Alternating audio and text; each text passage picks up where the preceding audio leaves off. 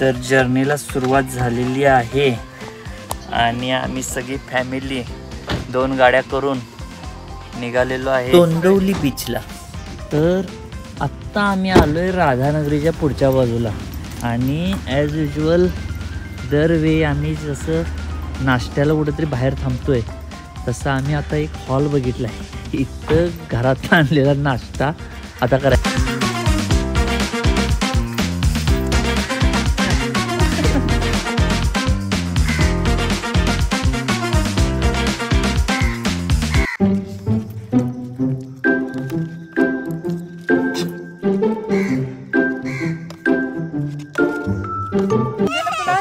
दांडेलीला जाताना चा किस्सा प्लीज शेअर करा। तर काय झालं, आमच्या मातोश्रींनी तर त्यांनी काय केलं, दिवाळी नुकतीच झालेली होती आणि दिवाळीचा सगळा फराळ शिल्लक होता आणि ट्रिपला जाता जाता कोणाला तरी वाटेत द्यायचा बरोबर राहिलेला, म्हणून तो बरोबर घेतलेला बरोबर। आणि वाटेत गेल्यानंतर सगळ्यांना लागली भूक आणि हॉटेल काही मिळेना आणि भूक तर वाढत जात होती। मग असंच एक झाड बघून तो राहिलेला सगळा चोराडा सगळं आम्ही बसून सगळ्यांनी आणि खाऊन झाल्यावर मग सांगितलं की यो टाकायसाठी आले, यो कुठेतरी गाई म्हशीला घालायचा होता तो आपण खाल्लेला आहे असंच त्यांनी सांगितलं। मग बॉम्ब फोडलेला आहे खाऊन झाल्यानंतर। तर दुपारचे आता जवळपास 1:30 वाजलाय आणि आता आम्ही पोहोचायला लागलोय। आम्ही ऑलरेडी इथं नित्यानंद म्हणून एक रिसॉर्ट आहे तोंडवलीमध्ये, ते ऑलरेडी बुक करून ठेवलंय आणि आता ते 1 किलोमीटर अंतरावर फक्त राहिलंय। 5 मिनिटाच्या आत आम्ही तिथं पोचतोय।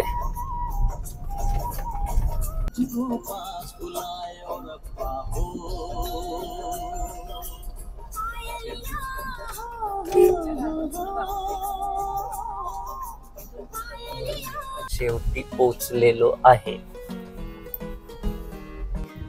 दुपारचे 1:30 वाजता हॉटेलमध्ये चेक इन केले आणि हे नित्यानंद रिसॉर्ट मस्त एकदम आयसोलेट असं आहे, जबरदस्त शांत एकदम।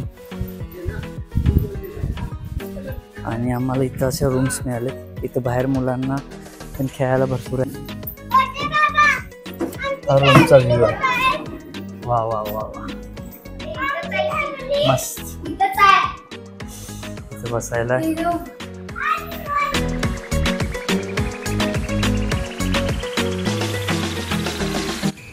आता मस्तपैकी जेवण झालंय, आता 1-2 तास संध्याकाळी 7 वाजेपर्यंत निवांत झोपायचं, परत उठायचं, परत जेवायचं, परत झोपायचं आणि परत सकाळी उठून नाश्ता करायचा आणि गाडीत बसायचं।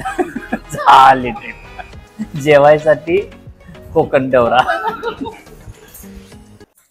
नमस्कार, आता आम्ही बीचवर जाणार आहे आणि तिथं पाण्यात खेळणार आहे। समोर समुद्र आहे आणि आम्ही असं इथे निवांत बसलेलो आहे।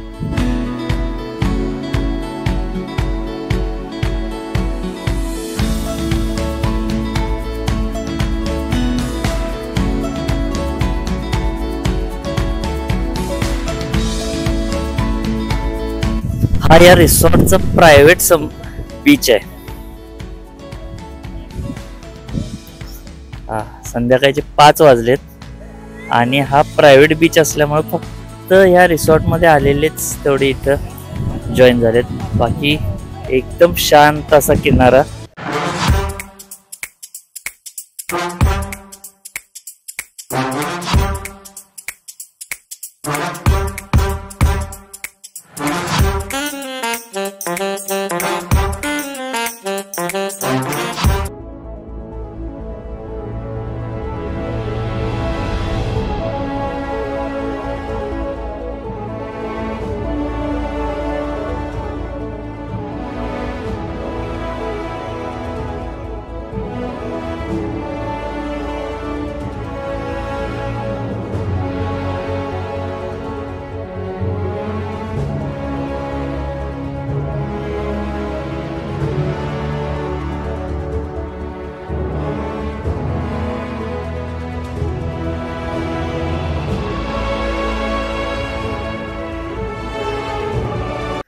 मस्त असं सनसेट पुढं आहे आणि इकडे या सनसेट व्हायला लागलाय.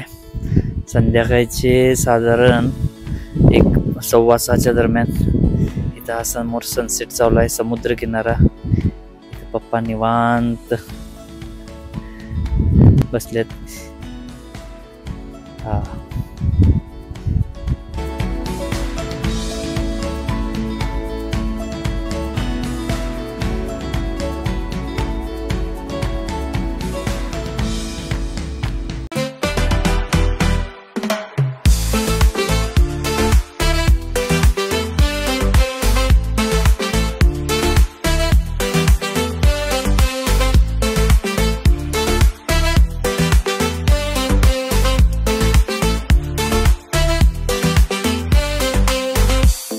यांचं प्रायव्हेटच बीच इथे समोरच आहे.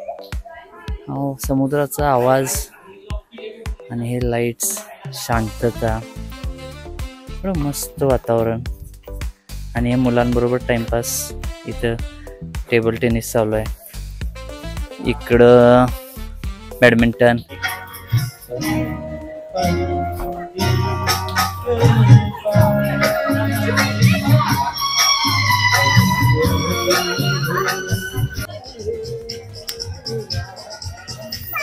हाम बघ जमते हळूहळू जमते.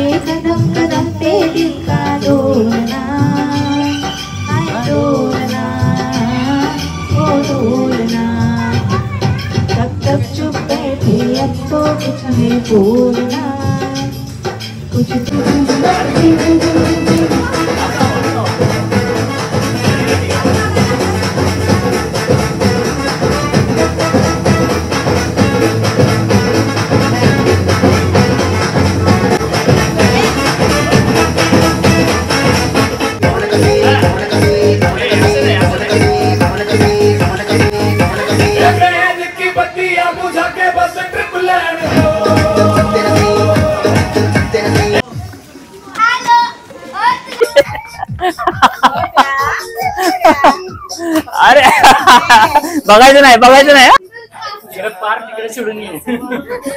चला स्टार्ट. घे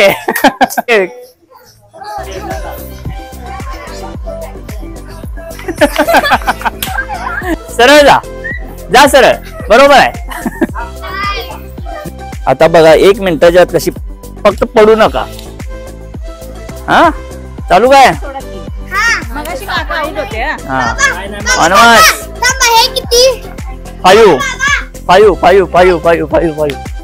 बस.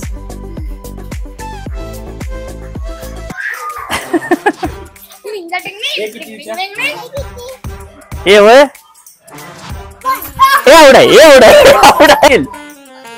हा हाय बरोबर आहे.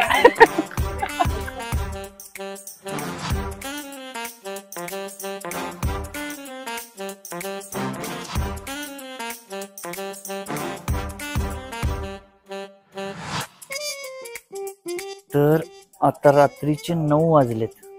मुलांबरोबर फुल एन्जॉय केलाय. वेगवेगळे गेम्स खेळले, टेबल टेनिस खेळले, बॅडमिंटन खेळले, कोशिंबीर, गप्पा मारलेत फॅमिली बरोबर पूर्ण वेळ. तर असा 9 वाजेपर्यंत आम्ही आता पूर्ण वेळ घालवलाय. आता आम्ही जेवायला निघालोय. हा yummy yummy yummy.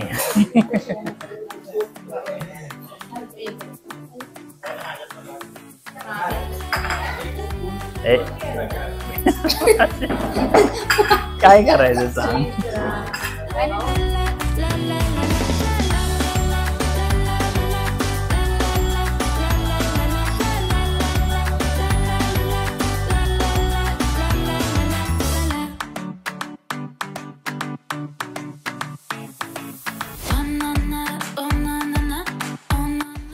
Good morning. आता दुसरा दिवस चालू झालाय. दुसऱ्या दिवशी सकाळी मॉर्निंग वॉकला इकडे आलोय बीचवरती. जबरदस्त वातावरण आहे. सकाळी सकाळचे 7 वाजलेत आणि समुद्रकिनारी वॉकिंग चालू आहे.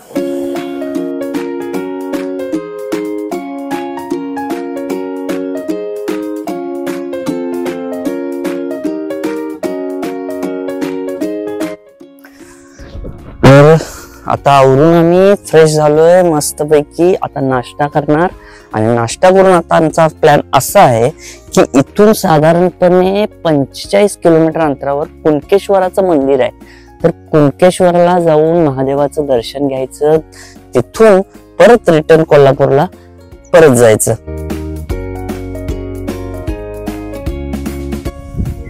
आणि आता 11:15 वाजता आम्ही या कुणकेश्वराच्या देवस्थानच्या इथं आलोय. हे कुणकेश्वराचं मंदिर, महादेवाचं मंदिर आहे. इकडे असा समुद्र.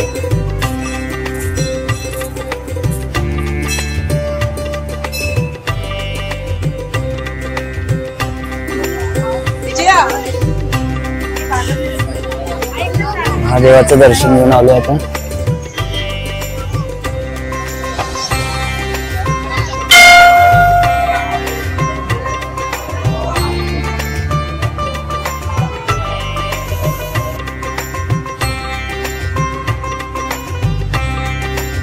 आणि कोल्हापूरला जाता जाता आम्हाला दिसला राऊतवाडी धबधबा.